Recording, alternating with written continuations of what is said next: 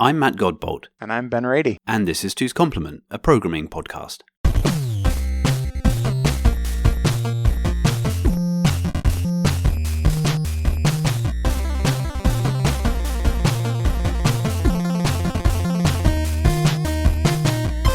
Hey Ben. Hey Matt. How you doing? Great. Good to hear. So we started this podcast because we kind of realized that we had the same dreams as kids. Yes. And then something changed and you didn't go into the games industry. Yes. And I did. Yes. And then we have 10 odd years after that sort of met up and, you know, our careers have converged since. But I'm interested in talking to you about what led you to want to be in the games industry. I know for me, it was just like, it was what I always did, right? You know, you're a kid.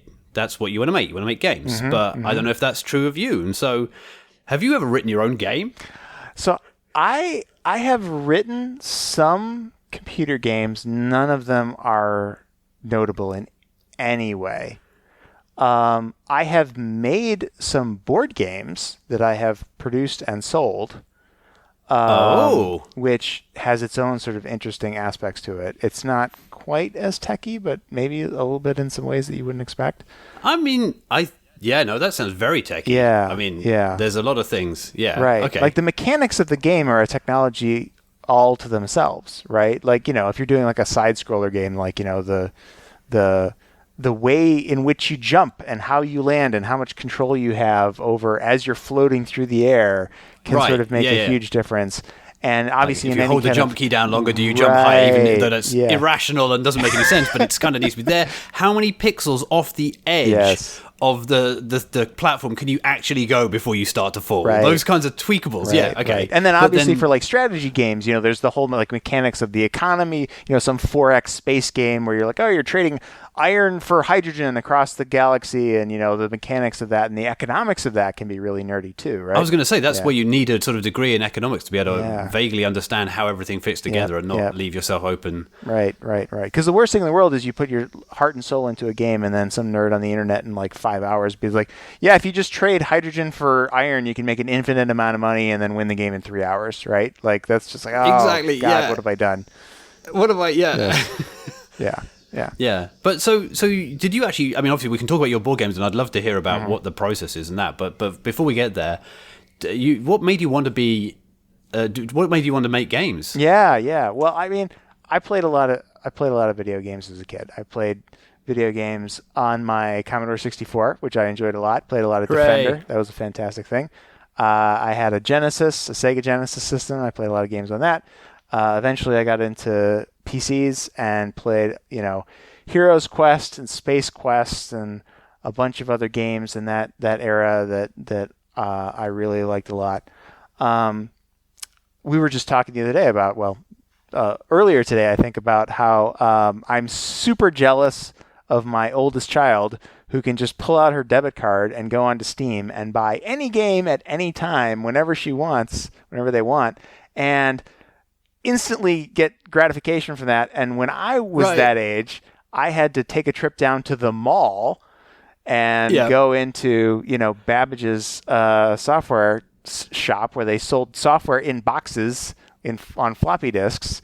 And I still have this memory to this day of that store and going in, and I don't remember what game I was buying, but I went in, and sitting on the counter at Babbage's was a demo disc for Wolfenstein 3D. And it had like an in-game image of the game, and my initial reaction was, it can't possibly be that cool. This is going to be a mock-up of it. There's no way that is actually what the game looks like. There's no way. Round about that time, there were so many liberties with the covers of games. There would be these ridiculous mock-ups, and you were you would get so disappointed when you got home and you just got like a black and white blocky thing. And So I didn't take the disc. I was like, I didn't find out about Wolfenstein until weeks and weeks and weeks later when all my friends were talking about it. I was like, wait, that's real? Oh, you missed it. I missed it. And I had to go back to the mall. It was terrible. Your inner cynic prevented you from enjoying I was like, a few there's no weeks way that it's that cool. Of shooting Nazis, which is, you know, one of the main attractions of Wolfenstein 3D. Yes. Yeah. Amongst the technical brilliance of it. Yeah. So it was a question of you being an avid game player and then wanting to go into the games industry to make games, right? Because that's what makes sense, right? You know, if you're going to do any kind of tech job, it's certainly as a kid, it's more glamorous to want to make games than it is to, you know, have a dream to be writing a database. I don't think there are many 15-year-olds that are sat there going like, I just got a passion for SQL. Yeah, the acid properties really really speak to me as a human being. Yes. Right. That's not to say that those people don't exist, and I'm glad that there are people like that find it so exciting. I mean, one can only wonder what. What's the chap's name? Aphir, the person he takes apart the databases at like the lowest possible level. He's a very interesting person in so many dimensions. It's definitely not safe for work Twitter account for those who are thinking of following him, but very interesting nonetheless. But so there are obviously people who find that stuff so interesting that they will do it. But games, I think, have that much more of a universal kid appeal for certain. Yeah, that was, and we kind of talked earlier about like when I got into college, I was more into AI, and you know, I really I did some graphic stuff, but it was more AI for me. But yeah, that was kind of my arc. Do you have like that moment where you were like, this is what I want to do, when you sort of realized that like this was the moment? No, I think I kept hanging on to the idea that I was going to get a PhD in physics and do like research in physics. That was my life. Really? That was what my plan was. I loved games and I loved making games, so I made a number of games, some of which I believe still survive. Nothing very good either, right? Nothing worth really talking about, although I'm sure I will, because I'm me and I can't help myself. But that was always the hobby thing that I was doing. I never really thought it was a sensible thing to do. When I finished school, school as in like high school to Americans, and went to university, which is college to you. University sometimes too. I know. Come on, it just confuses me when Americans say school and they mean university. Oh well, yeah, that's the thing. What? We definitely do that. But you know, I picked physics because that was what I thought was my passion, but I ended up spending my entire time in the computer lab writing multi-user dungeons and doing silly things, you know, with that. And then ultimately got a job in the games industry, not because I wanted necessarily to go into the games industry exactly, but because I was chatting on IRC about having to get a job, and somebody who worked in, have you ever thought about getting a job here? I'm like, no, I don't think I ever really thought that this was a serious thing that I could do. Is this something adults do? I mean, yeah, exactly. Yes. Exactly. Right. I mean, yeah, for at least 5 years after I got a job and I'd got published games and I was doing okay, my mother would still say to me, "When are you going to get a real job?"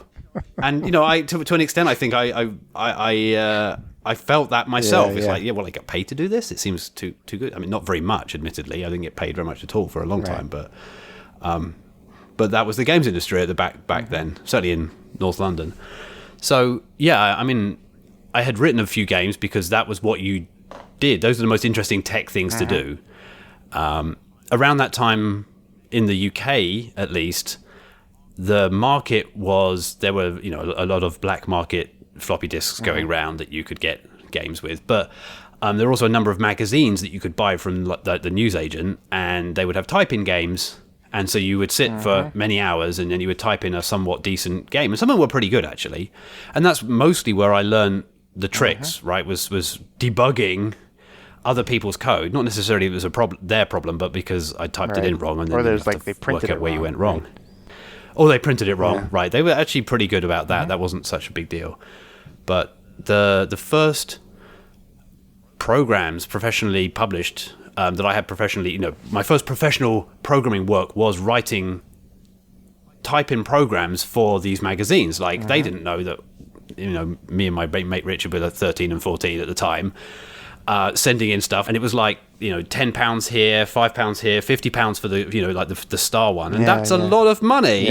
When you are 14 or 15. Right. And towards the end, we got a deal to do a multi-part type-in game for one of the main publishers, Acorn User, but it was right at the end of the lifetime of the computer that was writing on, and so they actually dropped support for that computer before we completed it. So we have most of it written still down somewhere, and it was a lot of fun. But yeah, I don't know why games were the draw. I think it was that tech challenge. The same reason that all the hacking groups wrote demos. Oh, It's yeah. like, well, what's the most impressive thing? Well, okay, you can compute pi to 100 decimal places. That's not very exciting. But if I can make a cool thing happen on the screen, right. that's interesting. And so you want to show off, you write something with cool. Like, how many more stars can I get in my star field? How many more sprites can I get on the screen at once? And so that was definitely what appealed to me. Did you read 2600 magazine as a kid? I did not know. That was... Are you familiar with it? Do you know what it is? Is this... it's more of a hacking magazine, yeah, isn't it? Yeah. Yeah, there's an old 2600 later on Usenet, which was, 2600 hertz being the frequency at which the phone system used as its kind of like escape character. Yeah. Wasn't it that? I feel like... Or is that... I feel like there was a tone where it was like for payphones, where when you...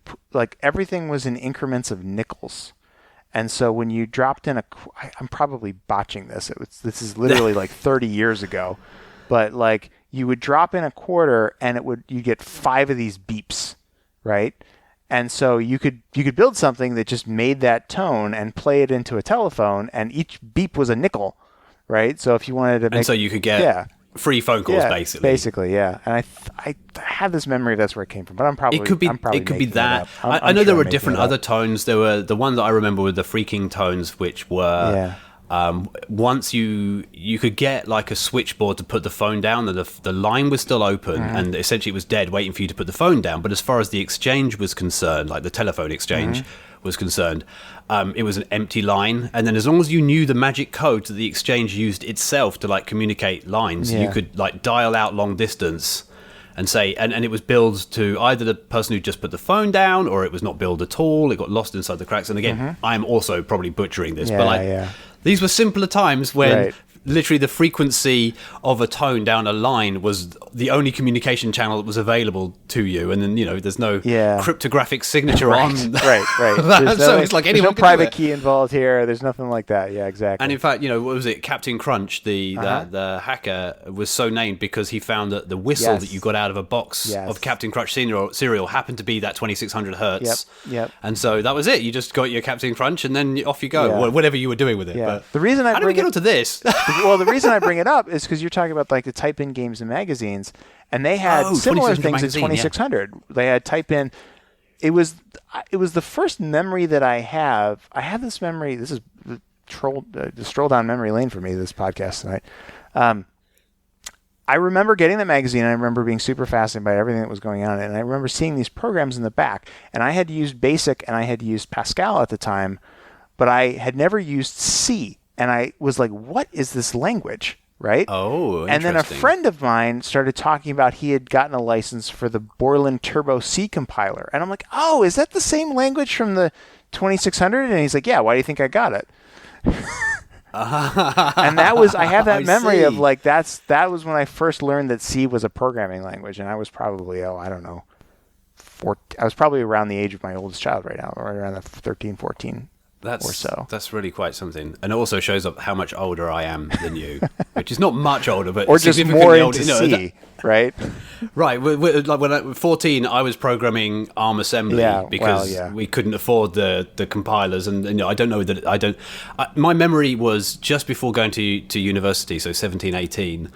I was becoming aware that there was C because the magazine again was publishing it, but from like looking through it, I had dismissed it as just a crappy macro assembler. And I mean, that's not actually the worst. That's not the worst thing I could say about. It's not the worst characterization of C. Is that it's a macro assembly, because that's actually its strength, right? You look back and you're like, because you can reason as you're writing down the C code. At least with the 30-year-old now C programmers. C compilers of the time, you were writing out stuff that could pretty much map line by line to a set of instructions. There was nothing else more sophisticated going on, and the language didn't allow you to do many more sophisticated things, and that was absolutely fine. It was just a great way of getting almost portable assembly. Certainly, that's what you're doing when you're manipulating strings and Unix calls and things like that for writing Unix. It makes sense, although I think we've discussed before, it's like the worst language to be doing any kind of string processing in. Yeah. But... So the shop that you worked for was called Argonaut, is that right? Oh, so my first job was Argonaut Games. Yeah. Yes, Argonaut Games in North London. So I started there in 1996.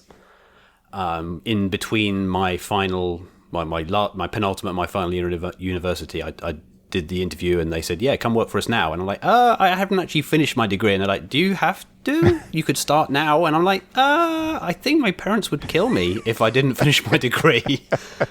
Although, it has had literally no effect on my life. So I don't regret it, but it's I have not really used very much of my knowledge of quantum mechanics in my day job, it turns out.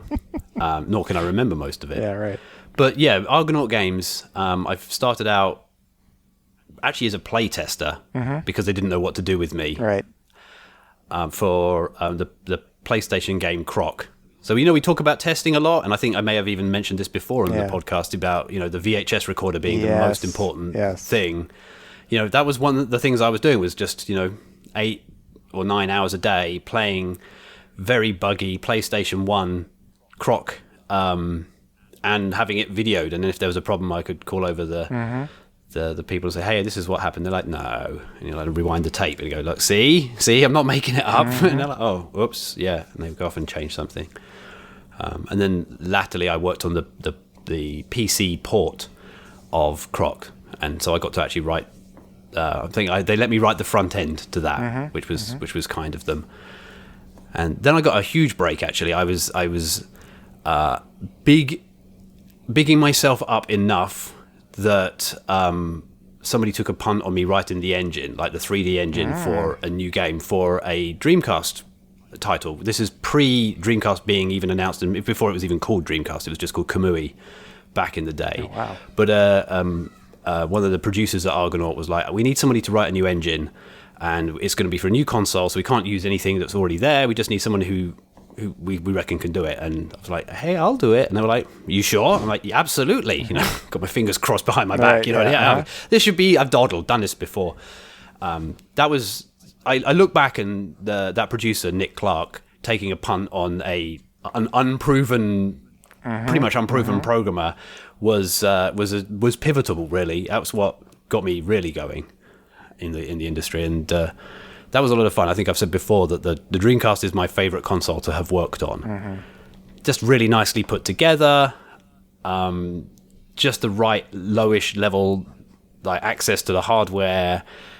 We were they called it a 1.5 party. So normally they're a first party title or a third party title, right? Like if you're a first party title, then you're actually just working as if you are Sega or Sony or whatever, and then you're a developer, but you're like white label, like I forget which color label it would be, but like the label that says like no one will ever know that they contracted somebody to do this. It's going to be a Sony game or a Sega game. It's published by Nintendo or Sony. Exactly, and maybe there's just a tiny credit somewhere. And then a third party obviously is you're a separate company altogether. You're Psygnosis, or actually they were bought by Sony, so that's confusing. So that's a terrible example. You're Rockstar, and you're like, yep, we just make the game, and then we're going to make it for whichever platform. But in this instance, they wanted to be sort of somewhere in between. So we had really good access to the tech people at Sega, and I'm still Facebook friends with a half dozen of them, which is great fun to sort of see what's happened to the sort of diaspora of Sega employees. But it meant that we had some great inroads into the tech side of things, and that meant I could ask any question. A lot of it was still over in Japan, and the European people didn't necessarily know as low level the stuff that was going on inside the system. But it was fairly straightforward, and it was just a lot of fun. It was a lot of fun. I learned a whole ton of things, and I'm so lucky that I was someone who took that gamble on me. So what games did you make after that? Gosh, now I have to think. So after that, we had this idea. There were a bunch of us towards the end of Red Dog, which was the Dreamcast title, which was a sort of third-person tank shooting game. Are there YouTube videos of these games that I can? There look are. At? Oh, there are. That's an exercise for later. Yeah, it is. Yeah. If you go look for Red Dog Superior Firepower, was its terrible tagline. It actually plays okay. We've got it on the Dreamcast. I'm obviously our listener can't see this, but I'm gesturing behind me to the Dreamcast on the floor, and the kids have played it, and it holds up okay. It's not earth shattering, but it was good at the time, and I despair of some of the things we took out. But nonetheless, I'm really proud of it. And the engine was mine. There were three of us doing the programming. So I wrote the engine, and I wrote all the 3D Studio plugins, all the map nonsense, and then there was like the lead programmer who also did all like the AI and the Strat programming language, which was like a separate language that we could give snippets of to the designers and the level layout folks, so that they could actually script what was going to go on without having to actually write C. Right. And it was mostly C with a little bit of C++, and some actually quite a reasonable amount of assembly for the triangle rasterizing type stuff, for the triangle submitting stuff. And then we had another person who did the collision and the physics. Collision is actually really difficult, right? Yeah. There's one thing, you've got hardware support for like drawing triangles. That's what the system's designed to do. But does the sphere of this tire intersect with any of the thousands and thousands of triangles? That's a tough thing to do. Yeah. And so Saviz did a fantastic job with that. Nowadays that's outsourced. So both the engine gets outsourced usually in games, like and Unity or things like that. Unreal, that kind of stuff. And then, but even towards the end of my time in the games industry, Havoc was the name of the system, which was a physics and collision system. And there's a lot of smarts. You mentioned Wolfenstein. Part of the rendering system that made Wolfenstein super amazing could also be used for collision detection, which was clever. And the same was true of both Doom and Quake as they went on down that. That was a big problem, is like if you've got AIs running around and you've got people shooting all the way, you really want to have decent line of sight calculation that doesn't take forever, that's accurate, so that you can actually hide behind a barrel and then they can't see you, that kind of stuff. So it's a really important part of the game. As well as the more obvious, if I shoot and it hits a wall, I can see where the bullet hole is in the right place. It's not like 3 inches up and to the right, which, is obviously a problem. So at the end of Red Dog, we then we decided, there's a bunch of us who were a little bit disaffected with stuff, but we had our own game idea. And so we were a couple like very subterfuge meetings around a friend's house where we kind of fleshed out an idea. And the idea was for a top-down, sort of 3/4 down view, kind of like, oh gosh, what was the name of those strategy, turn-by-turn strategy games like Alien Attack type things on the PC around the time? XCOM? Yes, thank you. Oh, I'm so glad you could remember that. Yeah. So there was XCOM and a whole bunch of things. So sort of like that, but imagine... XCOM. We were trying to make it so that it was sort of partly real-time and partly... turn-based. And so the idea was, you were like some squad about to like bust into a building, and so you could sort of queue up the next few moves and then like pull the trigger and have your 4 or 5 teammates all jump in through the window at the same time, and then they do some level of autonomous attack, as well as you being able to like do a more real-time like strategy. So a bit of a more like a Command and Conquer-y type real-time aspect, but with the other XCOM-y feel. Right. So that was the idea, and we mocked out some graphics using the Red Dog engine on the Dreamcast, which was a lot of fun, because once you take the game out and you've only just got the rendering engine, you've got a lot more time budget to spend on really pretty things. So I remember us having a very polished floor where we just literally inverted the geometry and drew it again underneath it with a transparent floor instead, and it looked like it was a beautifully shiny, reflecty thing, which was very pleasant. And it ran at 60 frames a second instead of the terrible 30 frames a second that Red Dog ran at, and it was great. And we basically got the go-ahead to start investigating. That game was going to be called Cleaners with a K, because you were apparently like some contract killer cleaner, like Leon, I think, was out around about this time. It was very much that thought. And to this day, even the sequel to the game that came out of Cleaners was still in a directory called Cleaners, because it's hard to rename software. That's so funny. I mean, it's possible that there's some amount of that source code still exists somewhere that I have access to. So I speak from recent recollection. There's some good gems in that code base. The company folded, as far as I'm aware. Nobody really owns that anymore. Obviously, I can't publish it, but it would be really interesting. So it's such a time capsule of all these things that happened back then. Yeah. Had you seen a game like that before that mixed the sort of like tactical turn-based stuff and the live stuff? I don't remember that we had or did, and certainly nothing springs to mind now. Yeah, because there are games like that, like Divinity Original Sin has that mechanic in it. Oh, really? I think there's another one that I played that has that mechanic in it. And I wonder if the lineage of that You say like you ask the designers of that game, like, where'd you get the idea to do this? And they'd be like, oh, it was this game. And you ask those designers, where'd you get the idea to do this? I wonder if that goes all the way back. Right. I mean, it didn't come back. So the game changed a lot for us. That was our idea. And like so many things, the tale grows in the telling. And in this instance, the telling was very different because we did work on it for a while. And then, I can't remember who had the person who had the IP of the SWAT games, the Special Weapons and Tactics. Yeah. Approached us and said, can you do us a SWAT game for Xbox? And we're like, well, we have a Dreamcast engine running a sort of vaguely the same type of game, and they wanted it to be different anyway because Xbox, it would be their first console attempt at a SWAT franchise game. And so somebody 3 or 4 rungs up in the company went, oh yeah, we can definitely do that with the Cleaners engine. And so very quickly Cleaners got pushed to one side and it became SWAT. Yeah, got it. And it very quickly became a first person. We kept the team mechanic, and obviously, and it moved to Xbox as well, which is another great console for what it's worth. There's a lot of good things going on. In particular, the tooling was amazing. Microsoft did a great job of putting together a tool suite and really understanding that developers are lazy, and if you give them really good tools, then they do a lot of good things with them. Yep. The equivalent, I mean, eventually we had to port it to PS2 as well, so I have a lot of experience of taking a very, in my opinion, obviously my very biased opinion, a very capable, high-tech Xbox rendering engine which had dynamic lighting, which had bump mapping, which had depth of field, which had like light blurring, and so like you'd be blinded by flashbang grenades would blind you couldn't see. We like actually resampled the screen and we used it as like a virtual iris, so if you happen to look up at the sun, which was actually brighter than the screen could go, we would notice that and start dialing back like the gamma correction on the tables until eventually the sun was like bright and then everything else was effectively looked black, and then if you looked away from it, everything was pitch black until it redid the other way. So there was all these cool effects like that, and they said, can you make this work on the PS2? We're like, no. PS2 is amazing. What it has is fill rate in spades. It's the ability to put pixels on the screen was unparalleled. It could really write faster memory.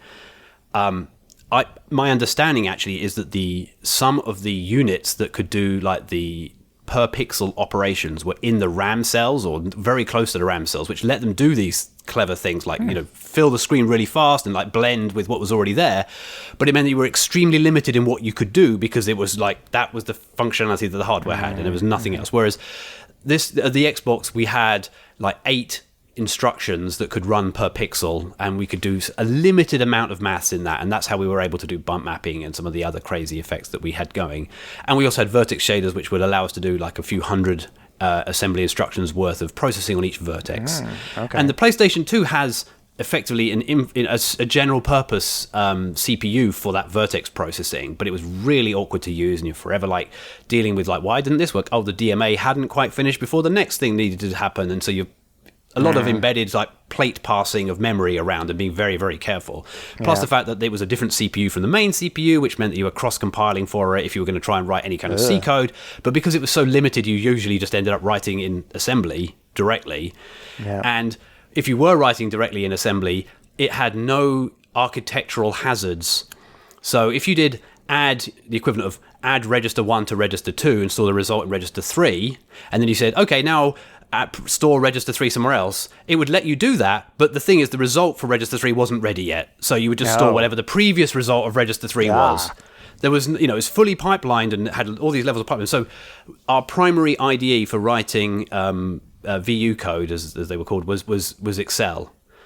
And we would write the instructions in Excel, and then we would use color coding to sort of show when register 3 would become ready, and therefore you could use it. And of course, the real way of getting the speed out of it was to abuse that and go, well, okay, I actually need the old version of the thing, of register 3.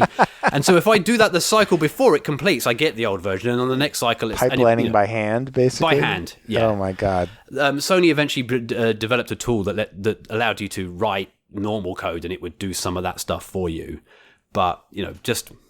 Those were the fun days. Anyway, so we were able to do, with some interesting trickery, we were able to do most of what the SWAT Xbox engine did. Not all of it. We were never able to get the dynamic lighting going. But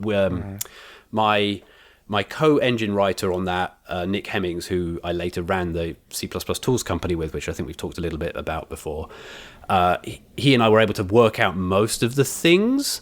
And in particular, our lighting system was very amenable to being ported to the PS2. So we were very, very lucky. It was just a fluke. One of those things like, oh, that's cool. Yeah. So anyway, SWAT was the next game I worked on.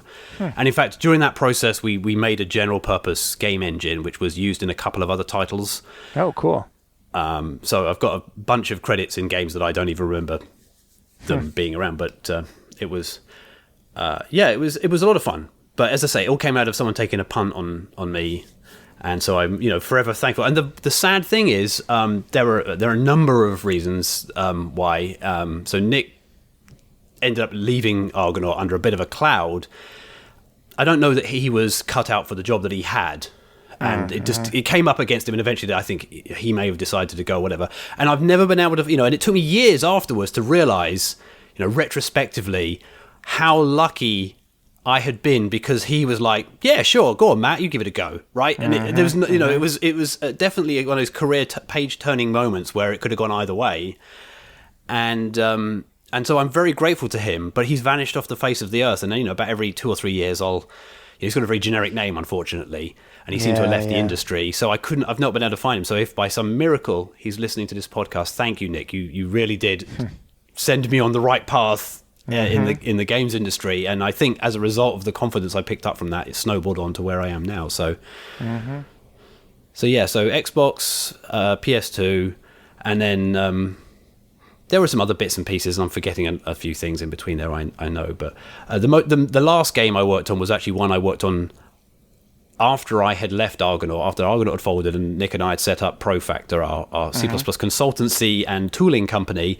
Right. We still loved games so much that we were still making them in our spare time, and we made a little Xbox Live community edition thing, which meant we had to write the whole thing in C# because we weren't able to get a dev kit from Microsoft. Wow. Okay. And they kind of released this, hey, as an experiment, if you write it in C# and you use these facilities, you can upload it unsigned onto a you download this game that's not really a game, it just interprets C#. Right. And it was a good thing, but we tried to use it to get far enough down the line to actually get a publisher interested. Right. And so I had to put my business hat on then, which was really interesting, interacting with the publishers and spending all the time on the telephone, trying to sell things to people, and then hearing what the rates were. And they were like, we're quite interested in your game. These are our just standard terms. And you look at them, you're like, it's 75% you, 25% us. You're going to give us an advance of $50,000, $100,000, that. Right. I forget, right? It's a long time, but give me that amount. And then effectively, you recoup your costs first out of the revenue of the game. And then after that, we get 25% of the remaining amount. Yes. This is the worst loan I have ever been offered. Why would I even need you? What are you doing for us? Oh, but we advertise your game. We put it on the store for you, and no, you're doing nothing, right? This is the beginning of the sort of App Store revolution. Yes. This is why these things were created. It's because of publishers doing that. 100%. Exactly. But now, of course, Apple and the like are in that position of we take this amount. And you're like, what do you do exactly? You host my file on your download server. And at least sign they're it with your key. 75% anymore, though. No, that's true, but it's still more than the very little it needs to be. I think probably the exemplars of people who have worked out the exact right amount to take is this credit card companies who just about sit at the bottom end trying to scrape as much as they can out of the stores. Admittedly, not me. Right. And it's bounces around 5% ish. Yeah. And that's just low enough that people grumble about it, but it's not actually. Well, maybe it would be a different world if it was zero. I don't know. Right. Anyway, that's not the question. They've hit the efficient frontier of how much you can take before someone really cares. Yeah, maybe so. Yeah. All right, so I've talked a lot for the last 20-odd minutes, maybe more than that, which, I know is kind of your MO. You poked me with a thing and you said, I can just wind Matt up, turn the key. We do that to each other all the time. That's but I want to hear about your games. I I want to hear about your board game. Or do you want to do that another Another one? I could talk about it. Let's talk about it. I'd like to hear it. It's there's not a ton to tell, so I don't think this is going to take up too much time. But basically, first of all, I love, in addition to video games, I love board games. I really like co-op board games. That's sort of my favorite thing is, like games where you can get together with a group of people and sort of share the same objective. And so I don't know that I've ever played a cooperative board game. Oh, really? I mean, there was that game, Pandemic, The Grizzled. because that was sort of like on brand for the last couple of years. Yeah, no, not that. No, I know you brought one in once, and I think I hovered around the edge of it like a drinks evening, where you explained it, but I don't think I've sat down to do it. And it sounds like a great family thing because, there's the one child that you have that wants to win and then gets very disappointed when they don't. And then the other child doesn't care at all. And it would be nice to say, well, if we all care about it together, maybe we'll get somewhere. But so, you like cooperative games. Yeah. And I mean, great for friends and, beer and pretzels too. Like there's lots of ways in which those games can be super fun. But I love strategy games. I love cooperative games. And so I made a game called Earth is Dead. And the premise of this game was that Earth had been destroyed by a giant meteor. And in the years leading up to it, humanity had sort of rallied to build some, sort of colony ships to send off to another world. And the A arc, the B arc, and the C arc. Exactly. Except for real. Yep, and had developed this faster-than-light jump drive to propel them to this new world. But the problem is that in humanity's haste, the jump drive didn't actually work. Right. And it basically took you to a random location in space. And so the way this game worked is each of the players would play a captain of one of these ships, and your goal was to basically jump around to various random parts of the universe and collect enough data to where you could fix the navigation system in the jump drive and go to where you're actually trying to go, so you could set up your colony, right? Oh, interesting. And it was sort of like a dice pool mechanic game. So you would have officers on your ships that when you jump to a new location, you're like, okay, where are we? You draw a card. It would give you some location. And the cool thing is that these were real locations in space. Like all the stuff is like, I want to say open source, but various named stars and things, Alpha Centauri or but it's like there's all this material and like pictures and public domain. I'm sorry. Oh, I see that kind of right. Yeah, these are all public domain pictures. That have been created by NASA or other things. And so I took the art from that. And I took the actual places from that, and there's some crazy things in the universe. It's like, here's a planet that's entirely made of molten lead, and it rains lead on this planet, right? Like, that sort of crazy stuff, right? A magnetar that's like the magnetic fields are so strong that if you got within 1,000 kilometers of it, the atoms in your body would literally be ripped apart, right? Like that kind of stuff. So it made for sort of interesting things. And so the basic turn in this game would be you would jump to a new location. Everybody on the ships would kind of scramble to figure out what the heck was going on. They would make various skill checks. You'd try to collect some data. Maybe you succeeded, maybe you didn't, and then you jumped again, right? And when you collected enough, you could finally jump to the final location and win the game. And designing this game, I read this really great book by this guy that designed like rides at Disneyland, and he talked about sort of like the emotional experiences that you go through when you're playing a game, and it's a little bit like that you get with like a story, like a narrative. Wow. But like the arc of the hero right. But he talked a lot about like how you have to like a little bit sort of like that sort of that hero's journey where you need to give people abilities and you let them use those abilities and have successes, but then increase the challenges so that the old abilities don't work anymore and they need to adapt, and then you sort of build it up to this climax. And there's lots of details in this book that I'm not doing it justice by describing it right now, but one of the this guy that wrote this book, his views and Sid Meier's views on games is kind of what entirely shaped my view of games and game design, where Sid Meier, obviously prolific, just amazing game designer. You know, and him had very different views on it, but I really liked his take on it, where he said that like the purpose of a game is to elicit an emotional response, right? Like you're trying to make people feel scared or happy or sad, just like a movie, just like a book. And so when you're designing the game, you can never lose sight of that. And as I worked on this game, that was always my struggle. Is I would get enamored with the statistics. I would like be figuring out like the dice rolls and trying to figure out like the algorithms. How do I balance like the programmer this out and you couldn't help like coming out, and the mathematician and like how's this going to help? Exactly. Like I was like, how do I balance this game and make sure that it all works? And then every once in a while you have to stop and be like, is this fun?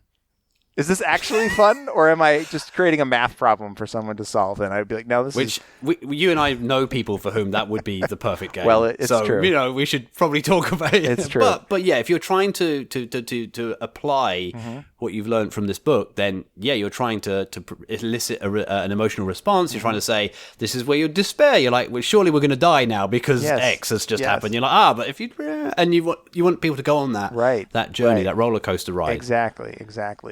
And the cool thing about co-op games is that if you do it right, everyone's feeling that together, right? So you have a group of people that are simultaneously like, "Oh man, we're screwed. this is going to be bad," right? And then they overcome it, and then it's, "Oh my God, we made it!" Right? So it's all that kind of thing. But that was always my struggle with this. And from that experience, and I think you and I have kind of talked about this, but if I was ever going to go back into game design, I think the way that I would do it, even if I was going to do board games, which I love board games and would definitely do that, but the way that I would do it is that I would build let's just call it digital version of the game first. It might be like just a straight up video game version of it, maybe for like a mobile device. It might also just be like a very bare bones sort of just simulation of the game that you could click around with. But getting the mechanics and the playtesting right in that would be so much easier than having to like print out cards, which is what I did. Like I had Google Docs with like all the card layouts on one page, and I would print them all out and on a color printer, and then I would cut them all up and slide them into sleeves, and then I had like a deck of fake cards that I would use, and I would gather whatever remaining friends could tolerate this process and say, "Oh, hey guys, you want to play another round of Earth is Dead?" And they'd be like, "All right, fine." I imagine that's a real problem. Yeah. Is that like it's fun the first 5 times maybe, and then it's like, okay, day 27, playtesting. Yes, especially because the early versions aren't that good, so you're really punishing them by doing this. And so like having that feedback cycle where you can play test and like, am I creating these emotional situations? Am I creating this sort of like this sense of dread? Am I creating this like sense of victory? It's a really hard thing to get right and to sort of measure. And so you only have so many cracks at this. And so what I would do if I were to do this over again is I would separate those two processes entirely. I would have a simulation of the game, some sort of digital version, where I work out all the mechanics, I make sure everything's balanced, and then I go and I play test it and I see if it's fun. And if it's not, then I can go back and tweak the rules only in the dimension of funness and have the system there to tell me whether or not the phonometer suggests that we need to tweak the fun up a little. We need to increase the happy quotient here. This is not good. But that sounds like developing it entirely in like a mock form in a web browser or whatever, so that you can play it with your pals and not even necessarily have to be in the same room, kind of thing. But surely these kind of kits exist, right? There must be like generic rule engine based stuff where you can prototype. Yeah. There are, and I think you can actually borrow a lot. There are a lot of generic tabletop systems that you can get. And if I were to design a game today, I would look really hard at one of those to be like, I'm just going to take this basically rules engine for this tabletop game, and I'm going to adapt it to whatever my game is to make sure that I have like game mechanics that like kind of make sense and are coherent with each other. But a mutual friend of ours, Lyle, has a great description of sort of some of these aspects and how they come together, right? You have the rules of the game, and then you have the sort of style of the game. And the way that Lyle describes this to me, and I'm sure he got this from someone else, I don't know who, is it's the crunch and the fluff. So like a game like chess is all crunch. There's no fluff. It's just mechanics, rules. You follow the rules of the game, you play the game, right? There are other games, like have you ever played the game Exploding Kittens? I have, yes. Yeah. So it's almost all fluff. Is that Exploding what you're going to Kittens is a say? game Because that it's all about the stupid cards. Almost all fluff. The art is cool and the ideas are cool, but like the actual mechanics The giggling of children the have game, just discovered that we forgot the NSFW pack Right. out by accident. Yes. That's all what the game's about for them. Yes. Which you can have games that are all one or the other, right? Like chess is all crunch, and Exploding Kittens is 90% fluff. But really great games find ways to combine these things symbiotically. And one of my litmus tests for this is if you look at the art of a game or the style of a board or the design of a character, and you can intuit just from looking at it what the rules probably are, that's when you've really meshed the synergy between those two things, because now they're like informing each other. Got it. When the crunch and the fluff sort of like balance out, and you're like, I bet that ranger can shoot an arrow. What do I need to do? It's like, oh yes, on page 3 it says that the ranger can shoot an arrow. Who would you like to shoot it at? Right? Cool. That sort of thing. Yeah. But yeah, that was sort of my experience with that. And is that the only game that you've made, or have you done more than that? So I made some calculator games in school on my TI-85. I made a bunch of demos in college when I was applying to companies. To companies, you're like, hey, here's my, my little demo and all that sort of stuff. Yeah, I made those kinds of things. But I don't know that I've ever really made any sort of like video games that are worth. But is your board game still in print? It is. What's the right? Well, oh, it is. So I published it.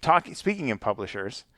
Yeah, how does that even work? Yeah, so I mean, how do you go from like I have an idea and a Google Docs with pictures to here is my laminated joyous thing without printing it out yourself? And so if you go to earthisdead.com, you can buy it. The way it works is it's a publisher called The Game Crafter that does single print games.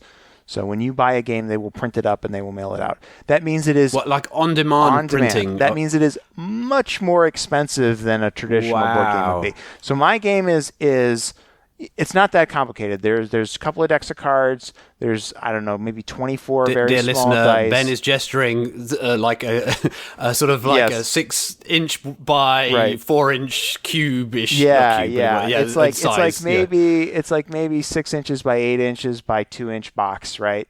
And so if you were to buy a game like that in a typical game store, you might expect to pay like $20, right? Yeah. If you buy Earth is Dead, I think it's like $35. Right, I see, and that's mostly because of the on-demand cost of quite reasonably, whatever. I can only guess at how they magically print something like that on demand, which seems very bespoke, right? Yep. Very, very bespoke. I mean, I'm amazed enough when I order some of the more obscure books that I order, and they are on-demand printed, and it's look in the back cover, it's like printed 3 days ago, and you're like, what? Oh yeah, this is they made this whole book for me just then. Yep. That's crazy. Yep. And you can do that with a board game. Yeah.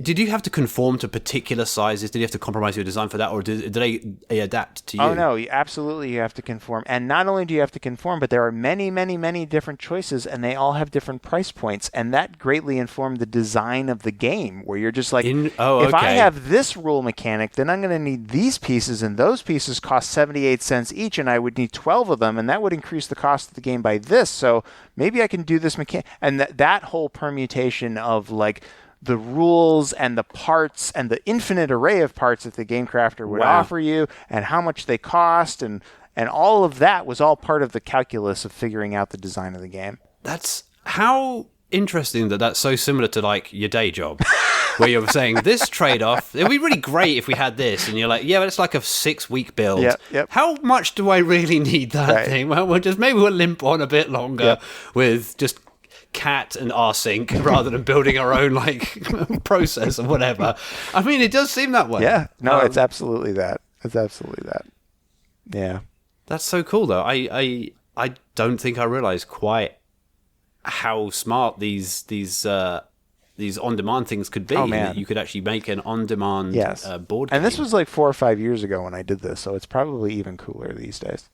Right, if you were to go back to it now, could you put, maybe even savings and changes and whatever? That sounds really cool. But did you find any bugs? How did you test this? Obviously you did playtesting, which is more like acceptance testing. Right. But did you actually have like test? I mean, what could you test? So one of the things that I did very intentionally is make sure that you could play it with one player, because then I could play test it for myself and I didn't have to inflict it on all my friends all the time. That made it all the time. Big you difference. Could wait till it was like, it got like a good 70% of the way there before. Right. So that was kind of your unit test. Right, exactly. Was the unit to run test yourself before was... you ran the more expensive tests that would actually be more... Yeah, that's exactly right. We can make any episode about testing, Ben.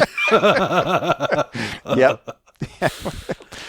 Yeah. So I would change the spreadsheets that updated all of the cards automatically in Google Docs, and I would print it all out. Because of course they did, yeah. And then I would go and I would print out the cards, and I would sit down and I would play 3 or 4 games by myself to just make sure that the mechanic that I thought was good, and I would arrange different scenarios and be like, well, what if this player had this card and this and this? How would that all work? And then once I was pretty happy with the result, I would bring it to work, and I would be like, hey, who wants to play with us dead over lunch? And I would get a few people that would be like, yeah, Ben, that's begrudgingly, cool. all right, it's better than my real job. Yes, that's when you find out who your real friends are, and when they're playing the like half-finished game that isn't quite all that fun yet, and they're just like, yeah, that's cool, we'll play. Dodgily printed out into like plastic laminated card type things. Yeah, exactly. That's cool. Now, the more that we think about this, and this is the worst thing to be doing live, inverted commas, on a podcast, is to be solutioning all these kinds of things. But I am now interested in how a rule engine based system could work for like developing board games, where you could set up scenarios, save them, and just keep restoring the state of the game to like, hey, let's go back to when. Yes. Like checkpoint here, and then we're going to play it through as if this happened, and then we're going to come back and see how it would have panned out if we'd have gone another way. Yep. And then writing tests and say, can you exhaustively try all things and make sure this doesn't happen? Yep.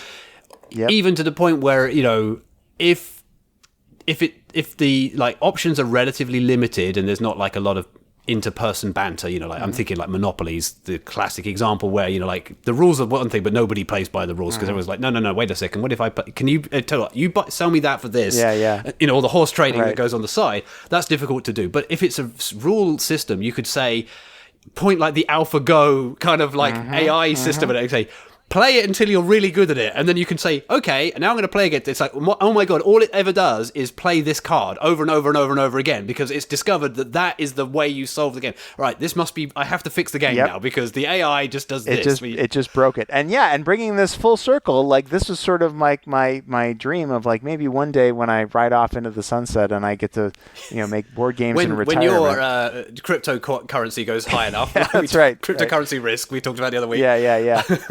Then I can finally, achieve my dream of going into game design or going into games and doing AI. It'll just be for writing the AIs that play the board games that I designed to try to figure out if there are broken optimal strategies and how to simulate various scenarios so that I don't have to inflict that pain on my friends when I'm still designing the game. So you can still go to the pub with your friends and still be a game designer. Yes. Like, that's amazing. Yeah. Well, that sounds brilliant. Where do I sign up for your AI company? I'll let you know.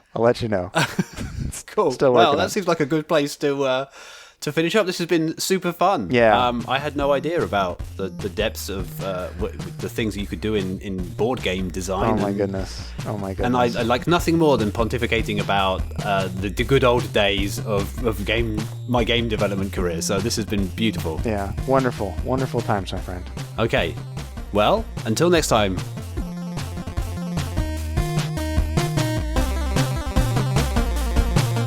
You've been listening to Two's Complement, a programming podcast by Ben Rady and Matt Godbolt.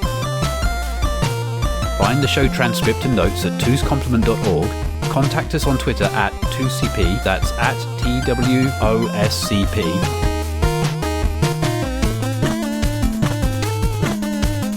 Theme music by Inverse Phase, inversephase.com.